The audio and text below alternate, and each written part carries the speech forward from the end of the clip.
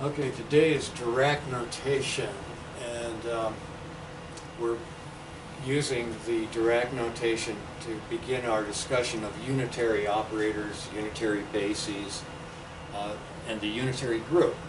And today's lecture is going to make that connection very as solid as I could possibly do at this point. The idea of projection operators and resolution of the identity operator is essential for doing algebraic approach to group theory, and that's what this course is aimed at, and that's fairly unusual. You don't see that in books that are for physicists on group theory applications. I'm introducing the unitary operators that, unlike the last lecture that did nothing, these are going to be doing something. And we're going to take them apart algebraically and show the bookkeeping that goes with all of this modern quantum mechanics. And at some point, we'll show some examples of operators using the sorters and the filters that we introduced in the previous lecture. And then the really spooky part of this lecture is how you do what I call peaking, where you sort of try to look at to see which channel some system or particle, or in this case photon, goes through, or whether it doesn't go through, and the effect of that on the output. And you'll see that it's an enormous effect in the situation that we'll be describing. The very last part of the lecture will be to make a connection between Feynman's four axioms, which we have introduced in previously, to the group axioms, in particular the group axioms for unitary group, which is the main topic here. So this is sort of the group theory that overrides all of the ordinary kind of quantum mechanics. We need more than that to do relativistic quantum mechanics. We'll talk a little bit about that later on.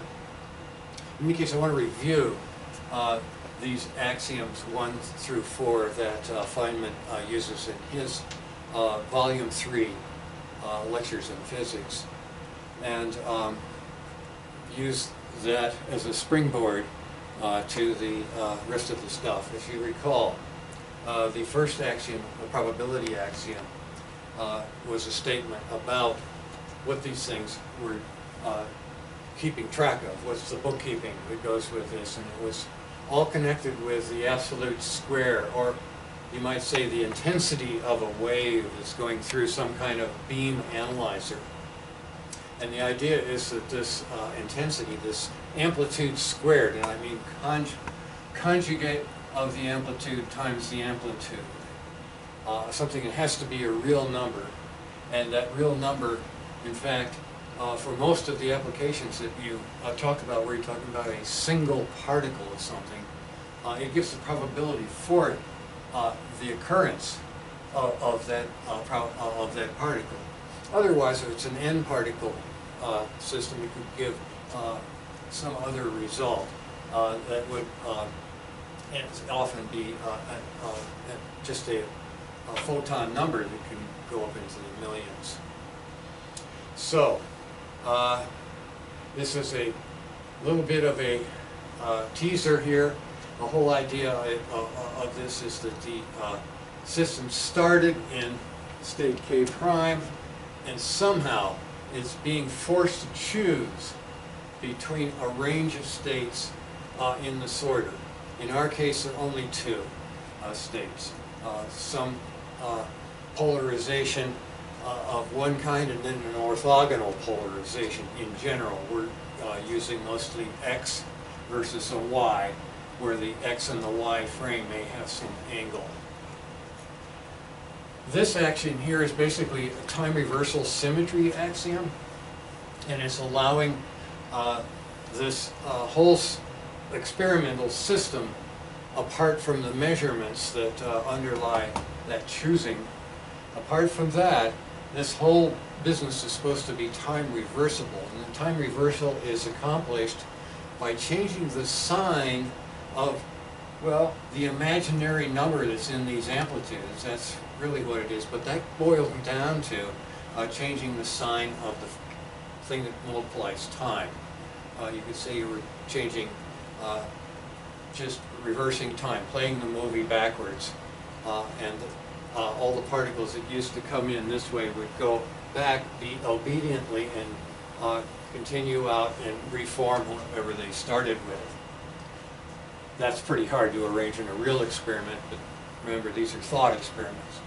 Now, the third axiom consists of the multiple measurement using analyzers that are all set the same. So if you have a bunch of identical analyzers to the first one, and it manages to give you a spin-up beam, then the other analyzers that are up-down analyzers will repeatedly, however many times in the ideal case, give you only spin-up particles. And they will give you nothing in the other channel, or if this was an n-channel system, nothing would show up in any of the other channels from 1 to n, whatever that n is. So the idea is it's zero, except for the one state that is coming. Now, if I had here a down state, then it would go here and die. But if we had more analyzers down here that were just like these analyzers, then it would always be down forever and ever in that imaginary situation. The completeness and closure axiom is the one that really requires a little bit of well, faith, you might say, but faith in a coherence that results from having an analyzer that has the same path length inside. Now, what I'm talking about when I say analyzers, a filter and then something that recombines the things, and that's what it says, your ideal sorting followed by ideal recombination of amplitudes. If these phases are correct, it has no effect on the original state. So putting this combination of a filter and then a recombination in there for each of the states, summed over all of the states, however many there are, it has to be a sum over all of them. You can't leave one out or this isn't going to work. It is the same as just putting a unit operator, and that's what this is. We're going to show today, the algebra of that, the bookkeeping of that. That means that this amplitude is the same as this combination of this product of amplitudes. Okay, that's a lot of stuff to say, but it is, as far as I know, the most compact description, axiomatic basis for the ordinary quantum mechanics that existed when Feynman put this together. This is better than what Fermi did. This is better than what Oppenheimer did. It's the most compact thing that we have if you start at this particular point of thought. Now, what we're trying to do is do better than that. We want to go back and we want to look at light more carefully and really understand the polarization and the relativistic effects and all of that. And so we're trying to reduce this axiom set. We're not quite done with that job yet, but we're hopeful. So in any case, if you're at the stage of learning quantum mechanics at a high level for the first time, this is the avenue that's available, and so we're making use of it as best we can. And as I've said, Feynman made it a little harder by using 3-level states at first to discuss the filters. It's only about almost midway through the book that he took on 2-state systems, because he and Bob Hellworth were working on spin systems, but they wanted to show that all 2-level systems were equivalent to the amazing spin systems that were being researched by Rabi, Ramsey, and Schwinger. Schwinger, once again, involved in something that Feynman was also interested in.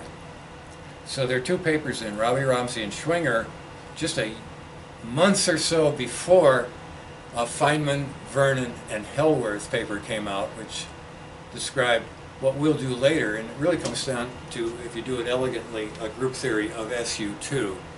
And I even built a machine, which is shown right here, to characterize spin in a very precise mechanical way, and we'll study the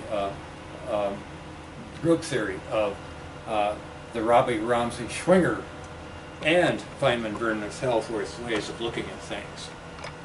Okay, that's a little bit of history, and here is our do-nothing analyzer doing nothing, but it's really magical that it can split this beam up into any two orthogonal states. That is, every one of the, say, electrons that goes through this thing, or every one of the photons, if it's doing optics, which is really what we're talking about here, it goes through and it really makes a photon that is in the X-polarization state, while also being in the Y-polarization state, and then recombines the beam, and if these path lengths are, shall we say, phase equivalent, that is phase path length equal, you will recombine the beam that you had before. You have seen no effect of putting this thing in, hence the name does nothing or do nothing. So the simulations that we use to show this today a little bit later on, this is a picture taken from the simulation. You can see all the pixels and things, and I've drawn over that just so it's a little clearer than the actual simulation. We're soon going to have a simulation on the web that DC is putting together, in which we won't need to do extra artwork in order to make it a little clearer. But that's not finished yet. Okay. So, we'll come back to the simulations in a bit. Yeah. Do we have to analyze it for these two? For the should I go back to the last one or keep this one? Yeah, no, this one. Okay. This shape, this figure. Do we have to analyze it for these two? Well, you have two sorters. Yeah, for the that makes an analyzer. Yeah. And the analyzer has the ability, as we're going to see, to change the path length. Yeah. And by doing that, that's all you have to do is add some phase or subtract. And then your polarization can come out virtually in any state that's possible. Any polarization that's possible. Which means elliptic. So confused with alpha and beta. Alpha and beta in this thing here. No. Yes, right? yes. Alpha and beta. Yes, alpha and beta on the left. Oh, okay. Yeah. This analyzer has the actual notation that we use for the position of the spin vector in a laboratory. And actually there are three angles: alpha, beta, and gamma. And now I'll ask TC to actually look at the device that we'll be talking about later on, which is this thing. This is the operator, the analyzer, so let's forget about that. This is the state, okay? The state of a spin is being designated by, if you imagine this thing had an arrow inside the sphere there, with its point right here and its base right here, okay? So this is a spin vector, but it's got more than a vector because it's got a whole structure to it. But anyway, the alpha is the azimuth of that spin, okay? That you can turn around the z-axis. And this is the beta right here. This is the beta dial. See, I actually have it written here so I don't forget, but I'll never forget something like that. And then the azimuth with respect to the body of the electron is called gamma, and that's the phase. That's the phase angle right there. So you see we have three dials. That one's the sort of magical one, which we don't pay attention to very much. here, and these other two indicate the various states. This would be spin up, spin at 90 degrees, spin down, okay, if it was an electron. But for light, these are the Stokes, this is the Stokes vector here, it's the S vector, but it's John Stokes, 1867 or so, well, actually 1863 I think was the first paper in Proceedings Royal Society of London that described a mathematical system. He didn't have this device or anything like it, he just had a vector with polar coordinates. And the azimuthal coordinate was here, the polar coordinate was right there, it for us was right there, and then of course he had an overall phase that was somehow connected to this one right here. So the idea is that when you go through an analyzer, and that's what we'll do with group theory, we'll have a rotation group be like a magnetic field that processes the spin vector, you see. You see the spin vector is right there on the sphere, and it's being thrown around a circle by this crank, you see. And then all of the other angles are going to change as it goes around. That, you see, so it's fairly complicated motion. It's like a mechanical engineering experiment with a universal joint of a car, right? I mean, it really comes down to that. So that's something we're going to do later, but I'm using the same notation on this device here as we will use later on for that. And roughly speaking, the alpha would be the tipping of a polarization ellipse or a plane of polarization. The beta, roughly speaking, would be how fat is the ellipse, you see, in the polarization in the analog. And then every two-level system will have that same sort of bookkeeping. And that's what Rabi, Ramsey, and Schwinger wanted to show, is that when you excite an atom really strongly, two-level mechanics is based on the same thing that spin mechanics is.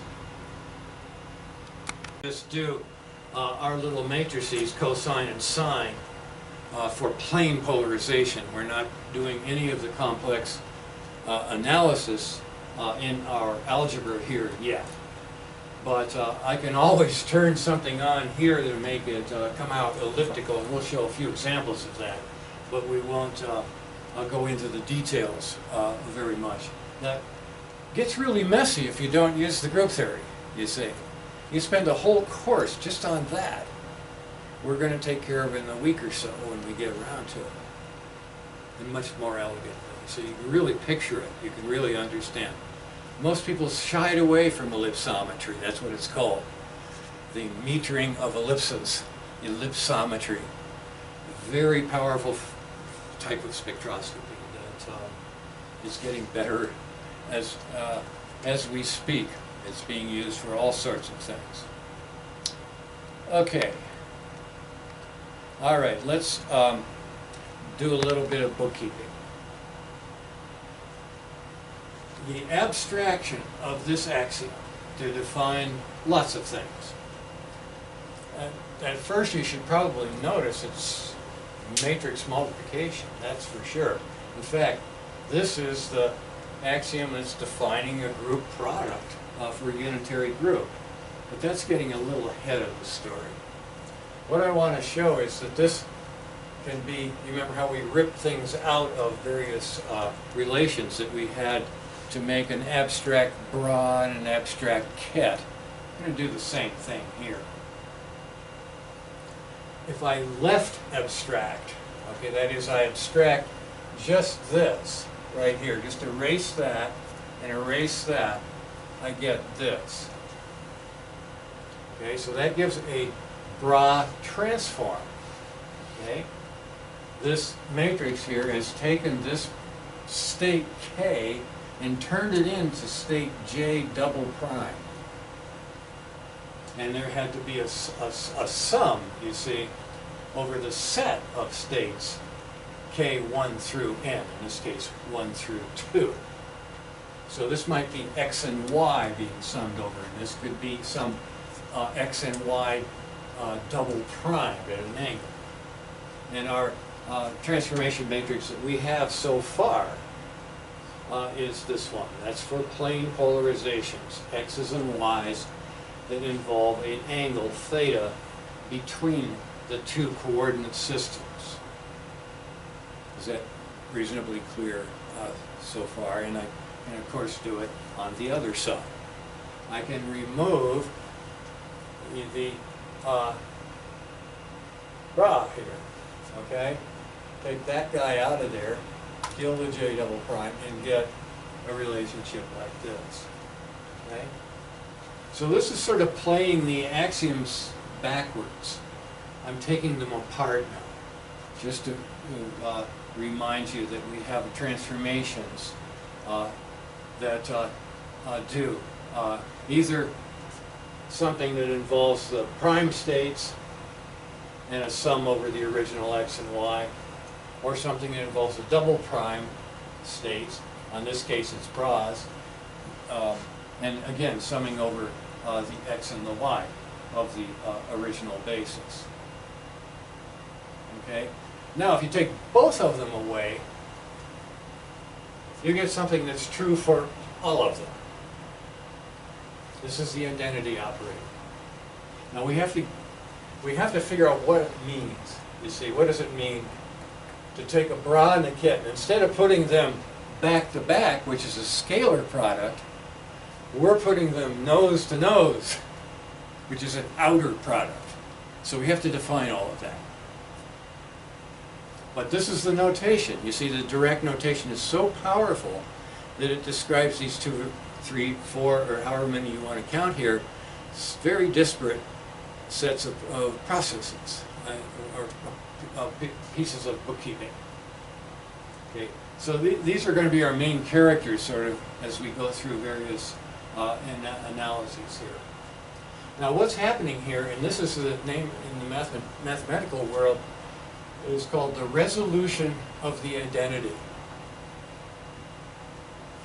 The idea is that you're resolving the identity operator, the unit matrix, into a sum of, well, could be xx and yy projectors, if we were doing polarization, or it could be x prime, y prime projectors, or some other coordinate systems, x's and y's. That's all we'll be looking at today. But the idea is that these operators are very important. Now, they aren't played up very much in most of the developments of quantum mechanics.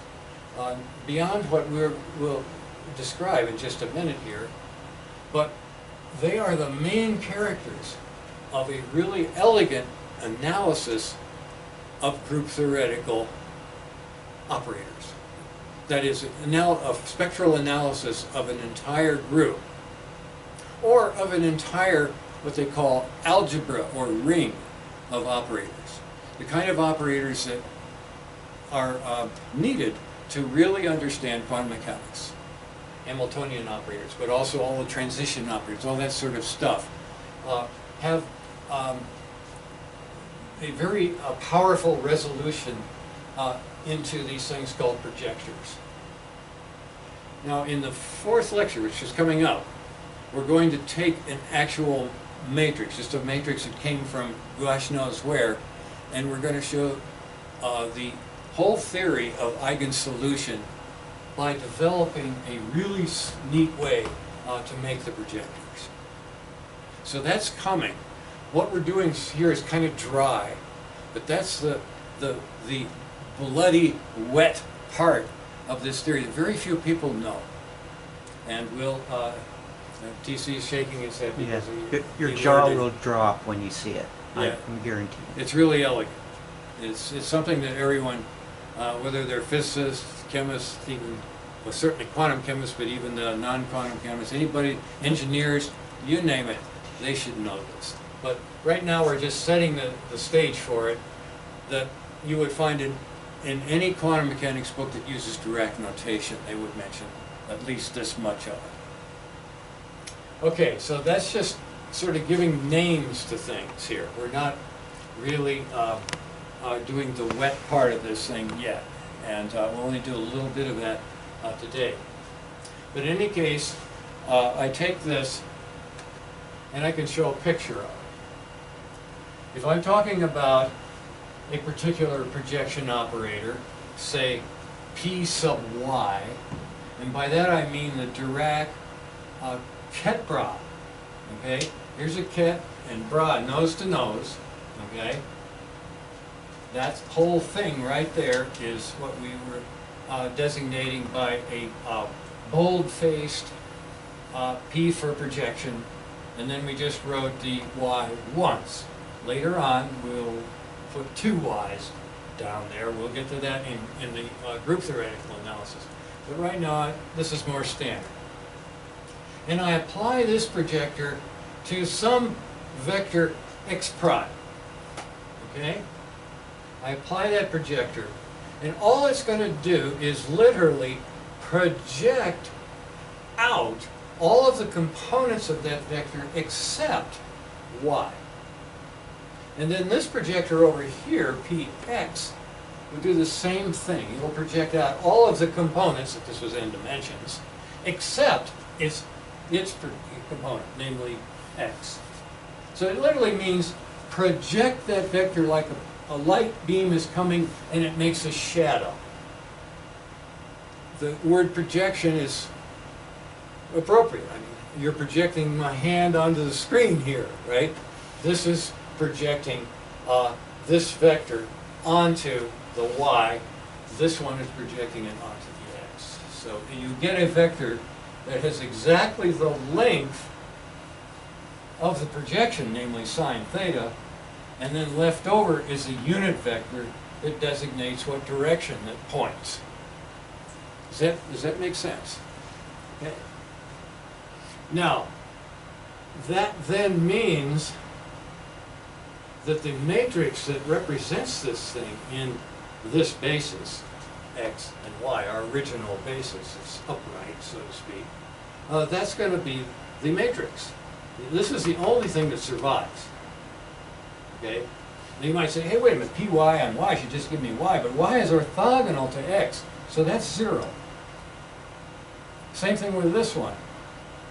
Okay, py here, you know, on the bra should give me bra y, but it's orthogonal to x. So these got to be 0. And then, of course, this one is caught between two things that it doesn't project at all. Okay, the x-axis projects to a dot, 0, null set. Okay, so all of these are 0, only that, and then just the opposite for this one. Okay, so those are the what we call elementary matrices. And we need 2 more of them. Namely, we need a matrix that has a 1 here and 0 everywhere else, and then another one that has a 1 down here and 0 everywhere else when we get into the group theory and spectral decompositions. But for now, this will do. Okay? So that's a projection there of a general state. If I have here a x projection, I get this thing right here and something here. Now, this is the notation, if you just use the symbols, for a wave function. We have a wave function for a state psi, and this is its component for a particular possibility x to be found.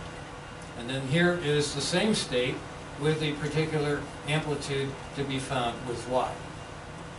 Using the Feynman axiom 4 and axiom 1 sort of language. All right.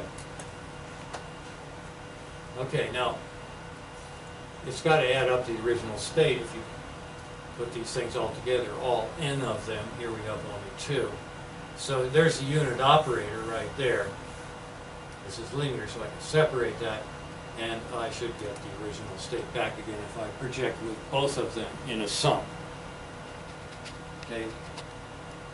So that's something we expect for projectors. Now, later on, you see, these are more or less axioms. These are all based on the axioms 1 through 4.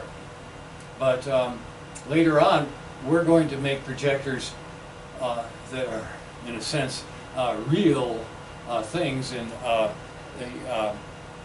mathematical analysis, and we will prove that will have a proof. a very weird proof is what I have to show you soon. Now, if you write the representations like that, it's obvious.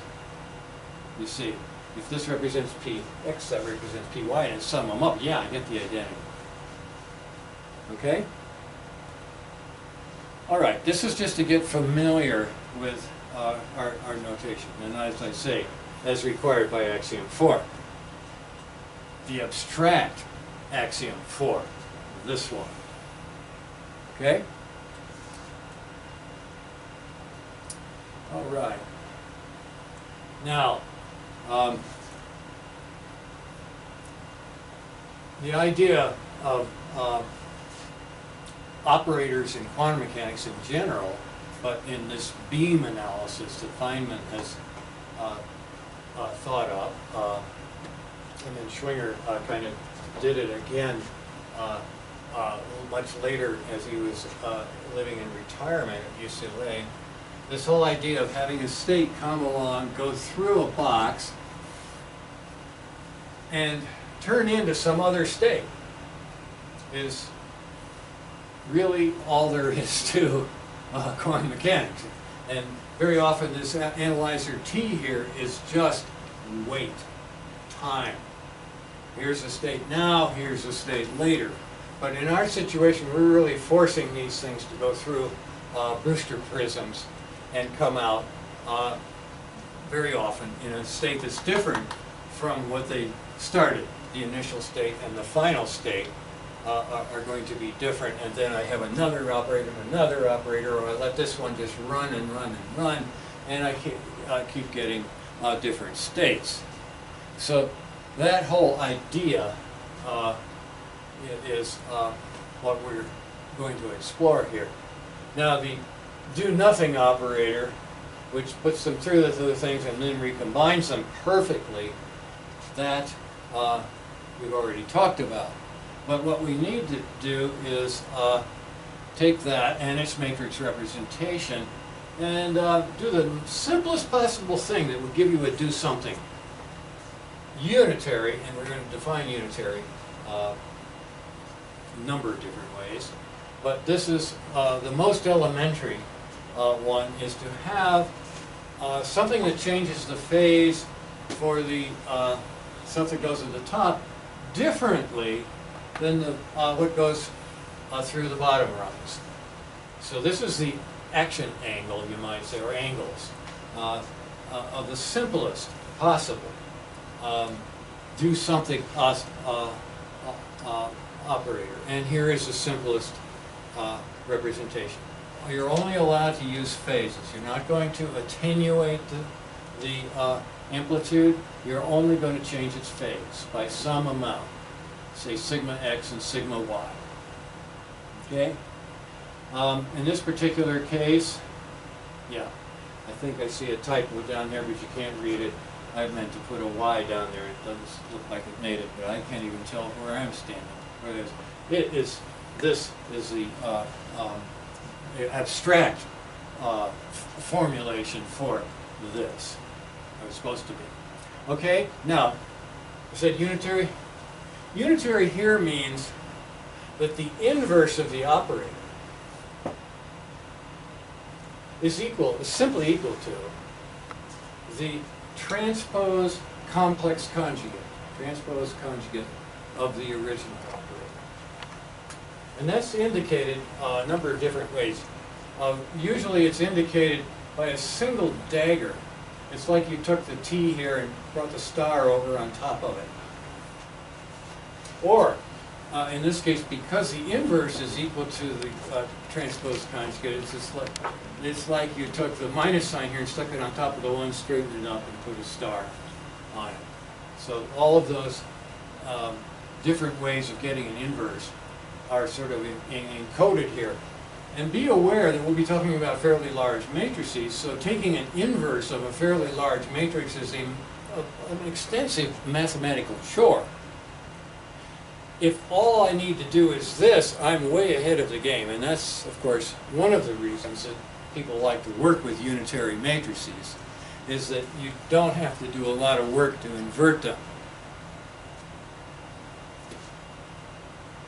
Okay.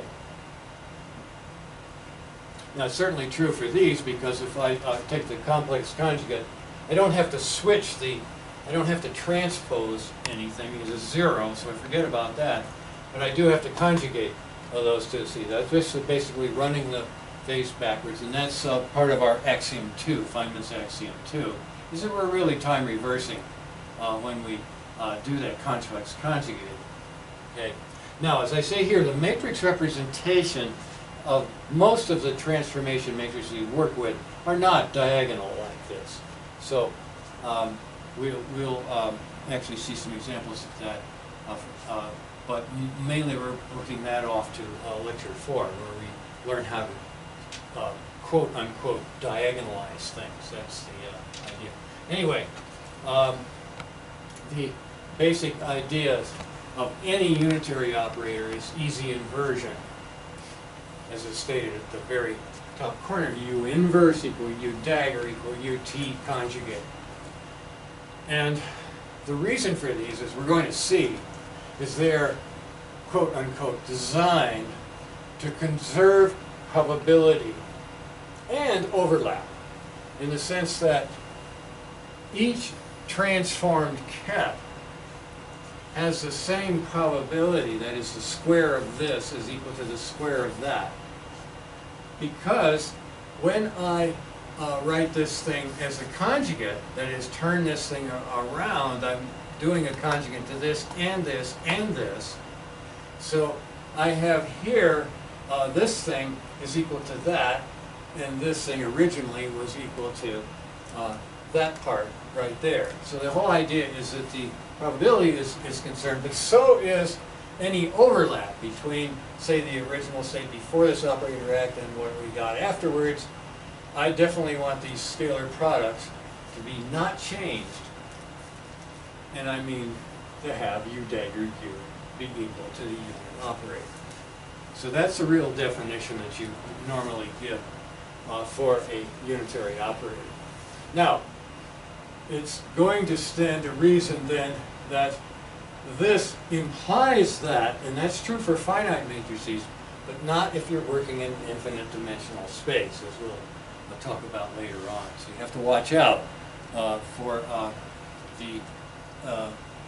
what seems to be obvious is that that will be true. And certainly we also say that U inverse U is equal to U inverse, and we'll give some more reasons for that later on that make it a solid mathematics.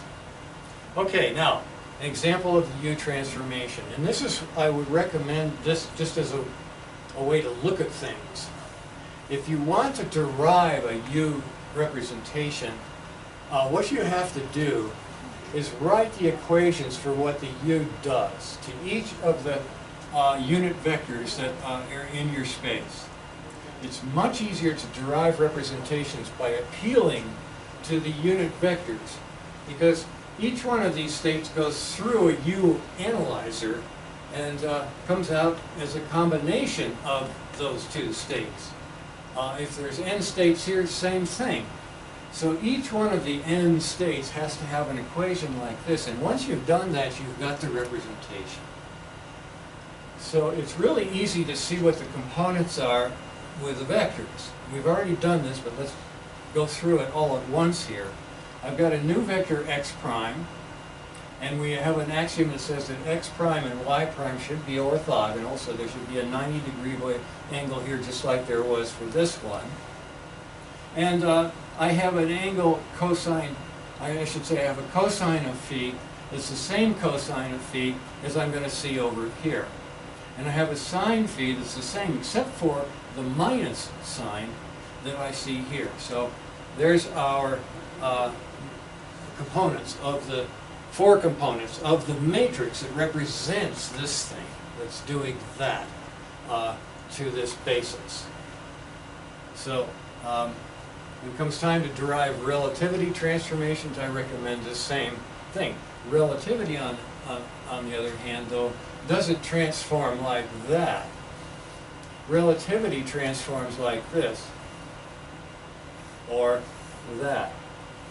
This one transforms like that, or the inverse transforms like that. So you walk outside of Feynman's stuff as soon as you mention relativity. A little bit of a warning there, but not one that will concern us until we get to that point. Sorry, for that, for the relativity, U is not orthonormal. No, it's what's called unimodular. It's not unitary. Yes. What's really funny about the relativity matrix is that it's a hyperbolic cosine, and then a hyperbolic sine, and the same sign for the other hyperbolic sign. That makes you do that. Okay. We'll talk about that because that's, you know, something that we're working on, you know, finding better ways to deal with. Okay, so the key definition of this, that implies, you see, well, it basically it implies that the inverse of u acting on x prime gives you x. It implies if I just conjugate the whole thing, it turns this equation right here into that equation, and that in turn implies that. Okay, so you can see what happens in the unitary business. If I want to do a dagger to this whole equation, I got to dagger the x. That means I turn it around, put it on the other side so that the u, which also gets a dagger, acts on it. Then I can say I've daggered this thing into that thing. Okay, so there's the key definition of the x kits, and the y's also do that. I think I've got them listed here as well. Okay, in each of these cases, you go through the 4 possibilities of ways to write this transformation. They all reflect the same, basically the same thing happening, at least for us now. Now, later on, we're going to make a lot of use of Bra's sort of quantum mechanics backwards thing. Anyway, it implies a matrix representation, because once you have found ux, then you know, given that original definition of the matrix, namely this one, you can see that this notation here becomes this. You see, there's the x prime ket, there's the u operating on the x ket, you see, to make that. So this is definitely that component right there. And the same thing with the y prime, okay? It's that thing. Then you take the y here with ux, well that's x prime right there, and so forth. Okay? So there's our familiar matrix with the minus in the upper right-hand corner for a rotation that is counterclockwise, generally considered right-handed or positive rotation. Okay?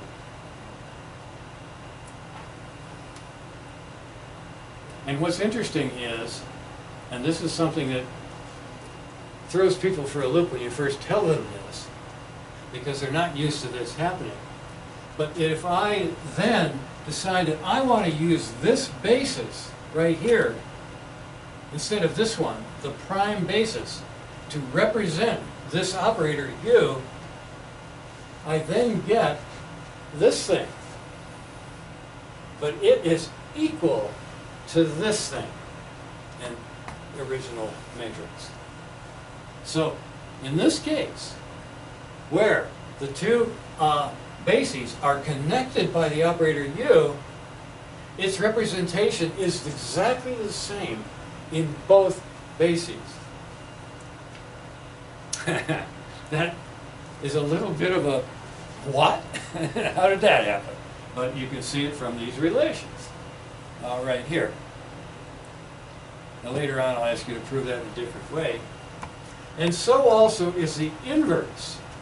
I put the u dagger in and do an xx, xy, yx, x, y.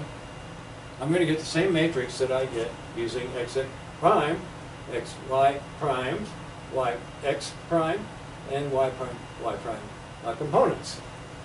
Each of them will be exactly this. The only thing that will happen is I did a transpose of the matrix. No complex numbers here. If there were, they would all be with minus I. So this is actually more than a unitary thing. This is unitary and orthogonal matrix. That's the name that's given to it. It's a real orthogonal matrix is what a mathematician would specify as being careful. But it's unitary by default. Okay, so this is consistent with axiom 3. You can see that the matrix that I have here, okay, the y x prime starred and transposed is sitting right there. Meanwhile, this guy right here, starred and transposed, now gets to sit there. Okay? And that's what happened when we moved this thing down to there and this thing up to there. Now, the easy way to move the sign was to simply change the angle from phi to minus phi. And that's really what's going on. The inverse of a rotation this way is a rotation that way, which takes you back home again. Okay. Is this making? Yeah, it means that U has same components in both bases. Both of its own bases. Remember, it's the one that's defined by an initial and a final, or whatever you want to call them, primed and unprimed, right? There's the rotated one is the prime, and the one that's fixed to our laboratory thing. But the relativity of them is preserved, you see. I could put this thing in any orientation, I would still be using the same operators. You see, and that's something that you see. The thing that I have to offer people is a doubling of group theory. There's the group theory is associated with you standing in the laboratory and playing God, moving things around. But there's the other side of the story, and that's when you're the thing, and you're looking at the universe, and you're going to move the universe, right? This is like what I call it the mock. Let me write it here. I am making a mockery of Mach principle. This is something we'll be talking about when we get into the group theory of groups that have some structure to them. Okay, so I'm putting quotes around this because it's sort of silly. But the idea is that if you're going to do a group transformation of any kind in physics, there's always going to be a victim and then a perpetrator. And both of those are waves.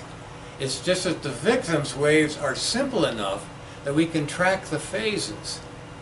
The perpetrator, not so. Perpetrator includes the laboratory, the whole Earth, the solar system, I mean the stars, everything that's surrounding this unfortunate victim.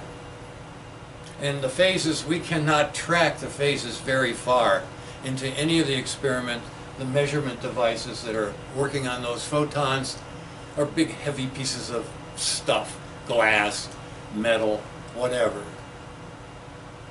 We don't track their phases. Only make sure that we don't disturb in an unpredictable way the phases of our victim. Then it's a good quantum experiment. It takes a lot of doing to get to that stage. We didn't really start doing it until really 50 or so years ago, and it's only lately that we can get 18-figure accuracy from oscillators and do some really amazing things. Okay.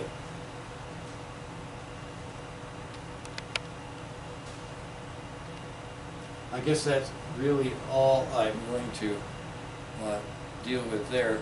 Now I want to look a little bit at an operator that's not diagonal, which is this one. Okay.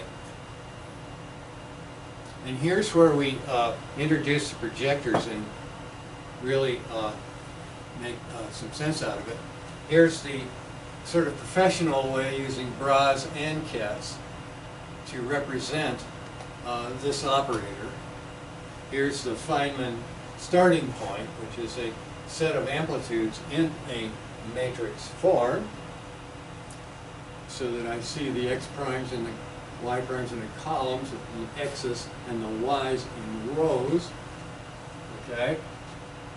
And you can look at it either in terms of the rows or in terms of the columns, depending on which of these vectors you want to look at. You can look at the blue and the green, or you can look at the tan and the purple. That's the coloring scheme for making a distinction between those. But when you're dealing with the U operator, it really doesn't matter, particularly since, and this is the amazing thing, U is represented the same in its two bases, the initial and the final, or the final and initial, depends on how you look at it. They are the same. Okay, now the projectors. Here we have projectors X, and we had a PY before, but let's just look at the projector PX in the polarization basis. It will not be diagonal. We cannot expect a zero here and there. Very unlikely that it will be diagonal. Instead, the projector is what we call an outer Kronecker or tensor, or combination Kronecker tensor, or circle cross product of the ket X nose to nose with the bra X. And we will have a definition for it when you put them together with Y, or any two vectors can have this done to them. So here's a basic idea, and I sort of shaded out the bra. I'm just showing the ket side of the thing, the X and the X that goes here is the ket. Okay, so there's the ket X represented in a basis that's tipped by some angle. Okay, so there are components in both places there, cosine and sine of the X. Okay, talking about this vector relative to that basis. All right. So you can see pretty obviously that I've stuck this thing right here. That's the ket X with its components. Okay. Here it is again. All right. And then, sort of shaded out there, and I'll bring them to life, you look along the top row here, okay, and you see the bra X, here component X prime, and here component Y prime, okay? And you see that repeated here and there, okay? So, how you make this thing, easy to see when you start with this, but how would you take this apart into that? That's what I'll be doing in the fourth lecture at a certain point. But right now you can see very easily that to make this thing, I put this times this. To make this thing right here, okay, I put this thing times that, and put them in appropriate places. The other name for this actually goes much earlier. It's called a Cartesian product, when you just sort of just lay things out this way. It's a nice way to do algebra. If you have to take the product of some bad polynomial with some other bad polynomial, you write one polynomial here and you write another one down here, and then one by one you get all the products in an array, a square array. That's kind of what we're doing here. You mentioned, sorry, you mentioned inner product before. Is this often referred to as an outer product? And Oh, I'm sorry. Definitely. Direct product. Direct product is another name. I kind of is like, because, you know, the bra and the kit have flat sides, right? And if you're going to be direct, you put them like that. That'd be the scalar product, right? It's when you turn around nose to nose that you make something bigger. The scalar product, you make something smaller. Another way to say it is you start with a rank 1 vector, and then it's shall we say, dual, which is the bra, okay? And you scalar them and you make a rank 0 number, which is a scalar product. And then you turn around nose to nose and make a tensor. And that's what we're doing right now. So here now we have 4 numbers instead of 2. Okay? 2 is what we had for just one of these vectors, x prime or y prime. Okay? Now, here's the actual representation of this thing. Here's the x ket, cosine minus sine, okay? In that other basis, okay? Talking about the representation of this in that basis. It's got a nice cosine, if you go projecting that way, and then it's got a minus sign, because it's got a projection on that axis that's minus. Okay?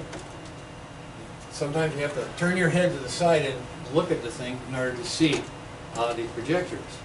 So, I take an outer product of this, I get a cosine squared here, I get this thing with that thing right there, then I get this thing with that thing sitting down here, essentially the same, and then I get this thing with this thing sitting right there. Then if I set it to 0, just to check myself, everything becomes 0 except for the cosine squared, which becomes 1. So that's a representation of px. One way to look at that.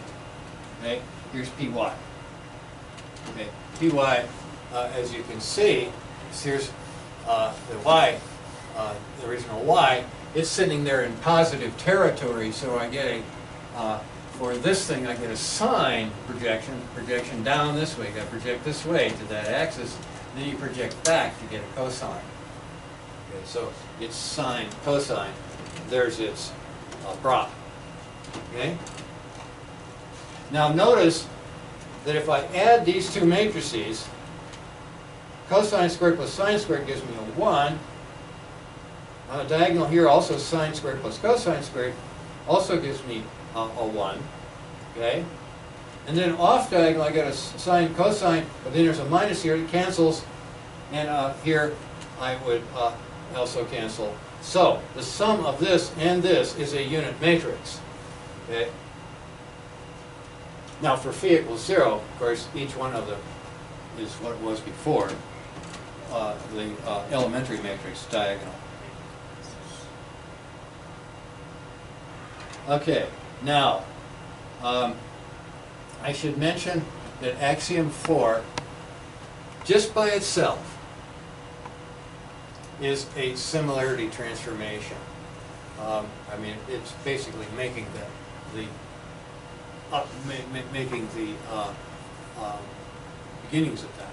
The J here could be written as a matrix of the unit operator, and there's the sum over K of the do nothing analyzer matrix element prime with M prime.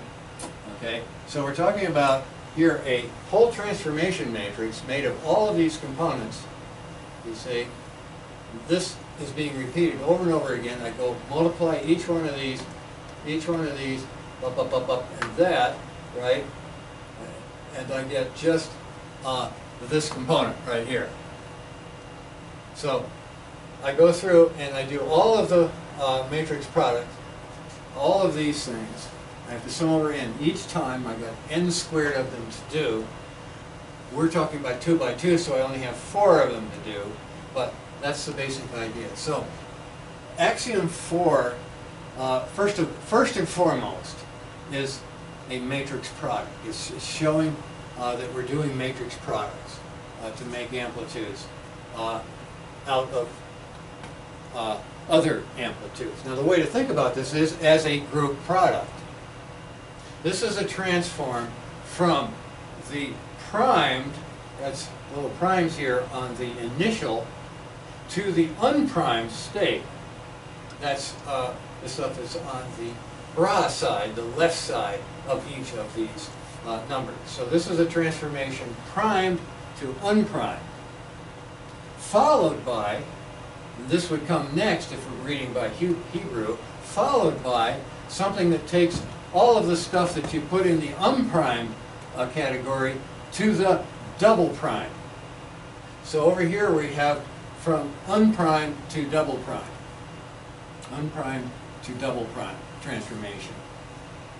Okay? So prime to unprime dot, that's the product, unprime to double prime, is the same thing as just simply going directly from prime to double prime.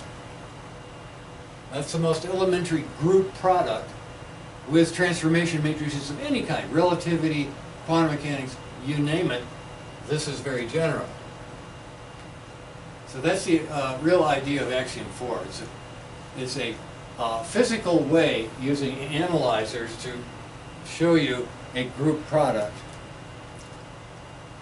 And the group products have their own axioms, which we'll do at the very end.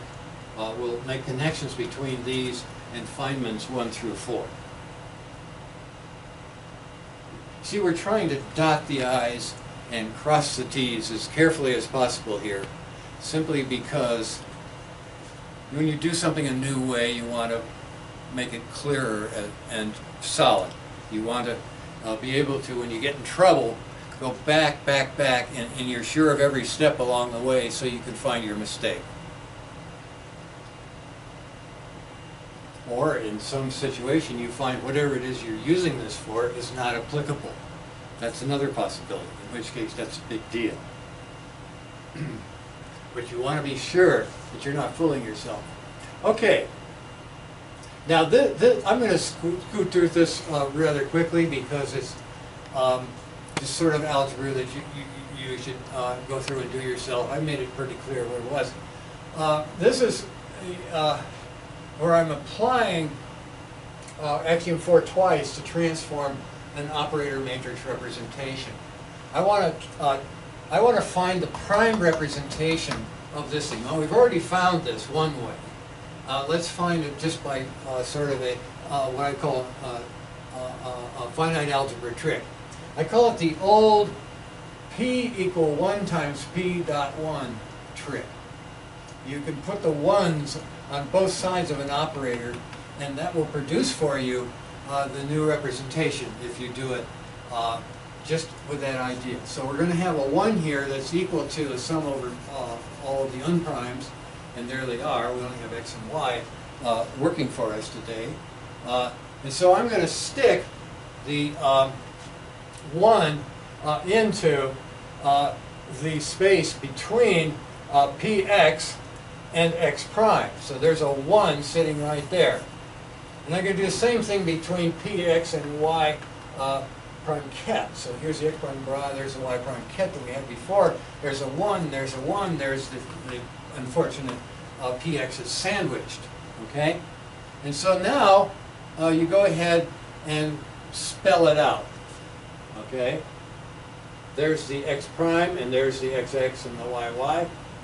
There's the xx and the yy, and then sitting there is the y prime. Okay? Now we start multiplying that thing out. We're going to get 4 things. Okay? As I say, I'm going through this fairly quickly. Go back and check this. Okay? But there they all are. Those are all of the things that would come out from this. And this is only 2 by 2, so it's not so hard. If it's 3 by 3, I see I've got 9 of these things. I wouldn't be able to fit on the board. I'd have to make it small, and then you couldn't read it. So at first it seems like a stupid way to do things, but what it's doing is showing the matrix product that's really involved in making the basis change. That's what's going on here. I'm applying this and this matrix, namely that matrix right there, okay, and its inverse. Actually, I'm applying the matrix right here and its inverse here. That's going to do the job of getting us this thing here, okay? go ahead and stick in the numbers for the matrix and its inverse, okay? Stick in the representation in the old basis. Multiply this one first because that's really simple, then multiply it and you get that. That's what we had before, right there. Okay? 4 pages back or so. That's way. But that is a similarity transformation right there. It's a unitary similarity transformation, but that. Okay, now this is where we actually do a little bit of the physics, and we've got time, I think, to do this really well. First of all, I've redrawn this, and I would guess that as we put this together, whenever it's possible, we'd probably like to have this little figure. What I've got is polarization coming in here, and I'm going to go ahead and let it run on this particular device right here. I'll just go ahead and set them up so that it is running. And as you can see, it doesn't show clearly what's going on. I've got polarization coming in this, and then it broadcasts a component onto the x-axis, which climbs the escalator for the x side of the analyzer.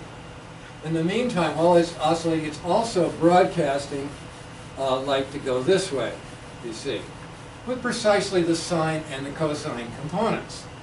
This one is a sine, which is less than the cosine, for this particular angle, which is 30 degrees. Beta over 2 is our theta, remember. This is the electronic Euler angle we were talking about at the beginning. This is the one that we talked about when we mentioned x-polarization in the previous lecture. So, up comes this slightly longer one, actually 3 times the amplitude. Now, cosine squared, okay, is not quite 3 times square root of 3 over 2 and 1/2. So it's square root of 3 times bigger. It means it's 3 times bigger in probability. Okay? So that's what's going to happen. We looked at this briefly before in the simulated polarization. And you can see there's the thing going and then being analyzed by another analyzer down the line there.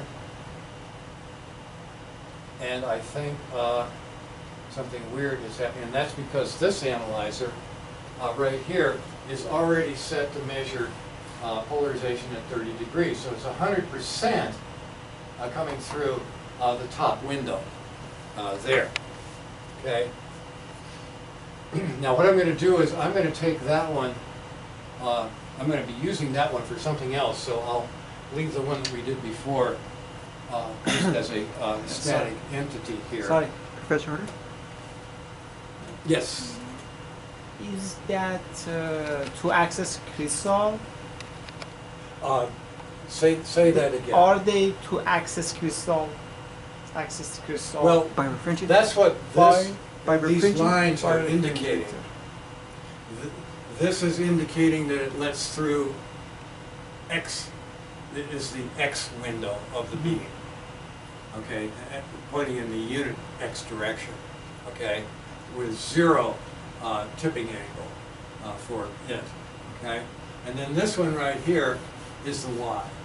So basically what's happening is this vector is coming in at an angle, you see, and it's asking how much component do I have on these unit vectors and how much component do I have on these unit vectors.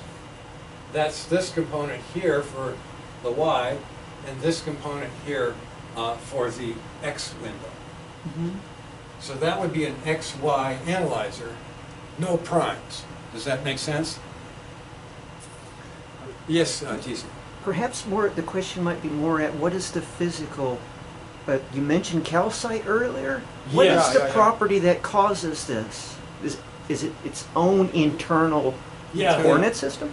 You remember when we had the polarization coming down this way and bouncing off, right? Mm-hmm. Okay, remember that. That's even simpler than the Brewster. calcite, right? Mm-hmm. This is just one reflection. But it's a crystal, right, that had a different index of refraction. difference of X and refraction. Y, for X and Y polarization. Yeah, which only allowed this polarization was not allowed. This polarization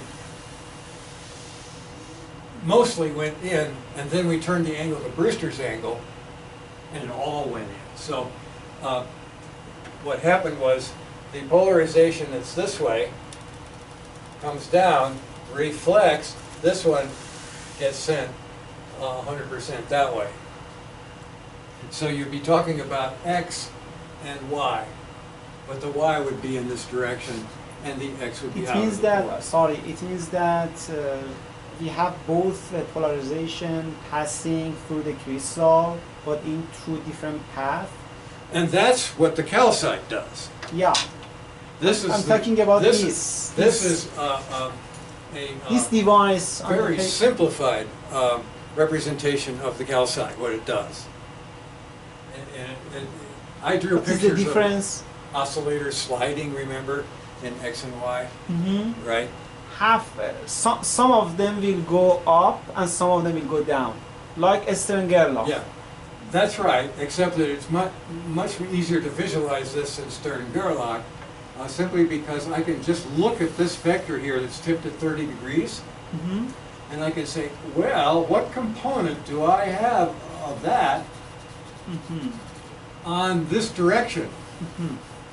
Yeah. It's that much. Yeah. And so that magically goes in a different direction because its index is different. This is birefringent. Then this one right here, which is the other component that's active here, which is going to head this way. Now, that's a heck of an angle to head. It's nothing like what the calcite does, but you get the idea. Yeah. Yeah. Just, I had some trouble solving the problem that you gave me. Because of that, there are some. Oh, sort of a notational. Yeah. Yeah, Maybe I can discuss that Yeah. after the class. sure. That is the problem with this. Presumably we'll help it by improving, you know, the thing. But we will still have problems when it comes time to have an analyzer that, you know, does magnetic things, so it turns into circular or elliptical, you see. I mean, there are a lot of things it can do with light that are hard to picture. This is relatively easy to Yeah. picture, okay? And then, if you leave one of these windows open, that's a filter. That's your Polaroid sunglasses that makes millions of dollars. Yeah, right, for Mr. Land, a whole plant in Cambridge was devoted to that. That was a real success story for a physics major. Basically, you know, he's just like any other physics major, except he was inventive. Okay, so that is that. Now, this is a device that has some activity. This one is sending its polarizations up, but then it's slowing them down a little bit. So when they get back together again, they're in different phases. This one's going to be out of phase when this one's in a phase. It's going to put 180 degrees on the thing. So this phase lag causes your final polarization angle to be different. So this is the analyzer matrix for this whole thing. It's going to put a minus sign on the second component, but not on the first. Okay. That makes a big difference for this one. Okay?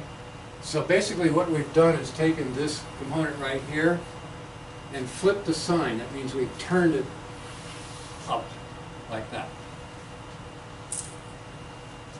You see, this would be, for a draw this way, that would be positive, okay? And what we're going to do is we're going to flip that to down, okay? So it's this one we're looking at, and that turns this down. This one has not changed. Okay? So this is one analyzer that's pretty easy. It does something, but it's a major change that's visualizable. Now, it's more difficult to visualize making other kinds of polarization. I put 90 degrees in here. I'm going to be making a circular polarization. That's called quarter wave plate. Okay, so putting in a phase of 90 degrees, and a minus I is what is being put in there. Assuming phasors rotate clockwise, because there's a little bit of sign difference here. All that's going to be taken care of later on. I just wanted to show this to you. So instead of getting linear polarization, this is what comes out from this particular situation. Okay? So I just want you to be aware that even non-diagonal matrices can do some pretty,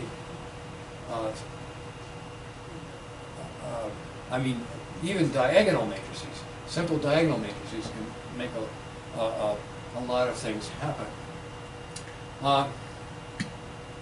This is a more complicated example, and as I say, this is the kind of thing we want to study later on, but I just wanted to show you an example where I have 20-degree phase shift right there in this thing. And I make a funny bunch of elliptical polarized states out of plane polarized. So that's a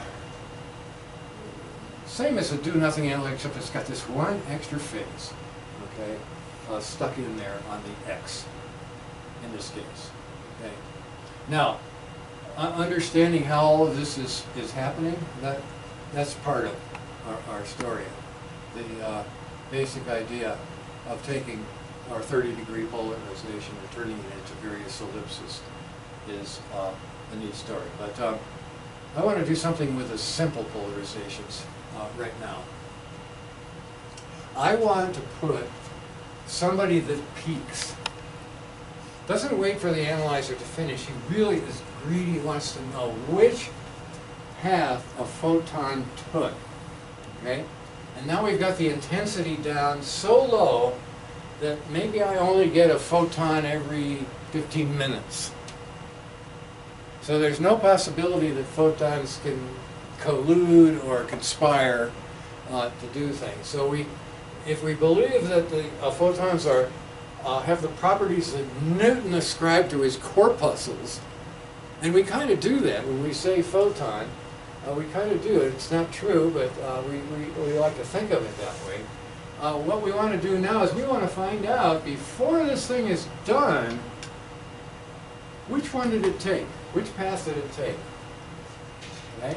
So I'm going to put the least disturbing something or other here that goes ding and gives me a count, but lets it pass. Okay? And I only need to look at one side of this analyze because there are only two possibilities. If I see it here and it's a corpuscle, there should be nothing down here. Okay? So I don't even need to turn this counter on. I need to turn this one on in such a way that it looks at it, but it lets it pass. Whatever's coming out here has X polarization. Right? So that's the deal. So, if the eye sees an X photon, then the output particle, this thing, must be 100% X polarized, assuming he put it back in the state that it came in. And there's a 75% probability for that. At least that's the way we've been analyzing this thing. Okay? And if the eye sees no X photon, then the output particle is completely polarized the other way. Okay? And there's a 25% probability for that. Okay? And that's just reading the probabilities associated with each of these directions, X and Y. One's square root of 3 over 2, and the other's 1/2, and you square that. That's 3/4 and 1/4. Okay? Now, question is, how do analyzers peak? What's going on? Okay? So the idea is, here I'm going to compare the situation without the peaking eye, okay, and with the peaking eye. Now, with the peaking eye, we're going to muck up this nice reconstruction here. It's not going to be that way, because this thing is either not there, and this one's there, or this one's there and that one's not there. So no chance for them to do a perfect reconstruction. With a peaking eye, we simply are going to get an X polarization that comes through here, gets analyzed by this other direction here. This other direction originally would have, since it's at 30 degrees, given us 100% up here, since that's what we would claim, or it would, and this is what's amazing here, this particular analyzer is a do nothing, so whatever comes out here goes completely up here. Okay, this is a do nothing analyzer, and nothing will show up down here. Whereas this one's going to make something show up down here. And we got to understand that. That's really a cool way. I want to understand it geometrically and algebraically. So that's what we're going to do in just the last few minutes here, which is all we've got. So let's kind of draw a picture of this. This is without the peaking eye. There's the separation, recombination. Off they go, and if I analyze this thing with a polarizer that looks this way, I don't see anything coming this way. Okay, the y prime being nothing. All right? Now that's the actual algebra for it, which you can go through on your own time, but it better give you 1 and 0 in this case. Why does this one, what has happened to make this possible, you see? Because what this one is saying, with a peaking eye, this thing comes out, if it goes this channel, it goes out as X, and then gets analyzed by this thing into a little bit of, well, a lot of this and a little bit of this. Okay? These are incoherent combinations of particles that are showing up now, because by peaking, I had to put a random phase on. That's all it takes to make this happen. In any case, here are little combination triangles that are putting together first an X polarization, which comes through 3/4 of the time, and Y polarization comes through 1/4 of the time, okay? And it gets analyzed into those two. Now you add up those two, and you get the results that you actually will see in these experiments. And I'm going to go ahead here and put the peaking eye. Let's see if I've got to make sure that I have that device set. I forgot to do that. Let's go back here. I'm going to have this guy set to 60 degrees. Right now he's not doing anything, but I think I can get him to 60. There he is. And I don't want any activity there. And let's see if there's anything else I need to do. I got to turn these open. If I turn them open and then put the peaking eye there, I think I've got the situation that I want here. There's the producer, there's the thing, and then there'd be let's see if I've got that. It just has a color change. Let's say again. There's a color change. If you had set yeah. it in the first two, it would match color, but aside from that. You know. Right, so I've got to step over a ways here. This final thing here is 60 degrees with an alpha of 0. This should be 0, right? Is that what you're saying there? This one should be 0, 0, 0. They shouldn't combine. Yeah. This is the guy that needs the peaking eye, right? We only need 2 analytes, so Yes, sir. we'll just keep this one there for the fun of it. I'll put the peaking eye right there. Okay? That's the situation we're analyzing, okay? And then we'll take it off.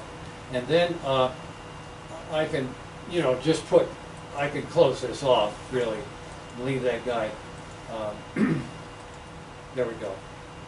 that's this one, right? Only we're talking about this one, okay? So here's where we can flip back and forth, okay? I can say, okay, I've got a peaking eye, and I get 625 and 375, okay? I don't get a peaking eye, and I get 100%, 0. Those are the two possibilities that we're considering on this slide. And I'm just showing you the first one right now, okay? And I can leave this open and have it be analyzed by this guy down the road here, but that's neither here nor there. Every once in a while we get one down there, okay? Now let's put the peaking eye on. See, the idea is if I look at that thing like that, okay, and I'm going to make let's see if I do, oh, I'm sorry, that's not where I want to put the peaking eye. I want to put it here. There we go. Okay. Now I get this situation. 5/8 and 3/8. That's what shows up. Oh. Okay, let's see why that is. Without omega, why we have some change in phase? Yeah, we have this guy here. Oh, and is there some change in phase? Yeah. No. It is 0. We should have 0 in our activity. These are do-nothing analyzers. no. We have elliptical. Got a 0 here. I got a 60 there. That's just tip. Here. Okay, 30 degrees is what it is. Always half of those for electron. Those are electron-based polarizer angles. So I've got 0, 0, 60, 0, and then we got another analyzer waiting down there in this situation. And I've got no activity. I'm not doing anything fancy. This is do-nothing analyzer. I think the difference between these two is that we don't combine two polarization at the bottom one, at the second one. This Yeah, is am I wrong? coherent. This is coherent, so they get to play the game where it forms one We polarization, combine them. just like that. Yeah, but at the second we don't combine. Yeah. That's right. They're But incoherent. I think they are incoherent. If you look, yeah. But they combine there, I think. Well, actually what you're seeing, every once in a while you'll see it come through what it really is. That one, pretty close. That one, pretty close. But let's speed things up here a little bit. There, see, elliptical went through that time. Because it put a random phase on it. Yeah. Okay? And that's what's really going on here. Oh. That's what makes this happen. Oh. Okay? This is without the peaking. This is going to be with. Xi puts some phase, and it's totally, you can't control that. Okay? These things are delicate. Sometimes. It puts a random phase in the upper window where the peaker is. Okay? So that's what you're actually seeing. You're seeing anything come through. There when left polarization was green. Okay? Yes. So here's the answer. 3/4 times a phase plus 1/4. Okay, which we're going to square to get a probability. Okay? And the idea is that that thing averages to 0 after many counts. All right? So when I square this for probability to come out of X, this is what the answer I'm going to get, but this is going to average to 0. I'm going to get 5/8. That's the 0.625 that we were seeing before.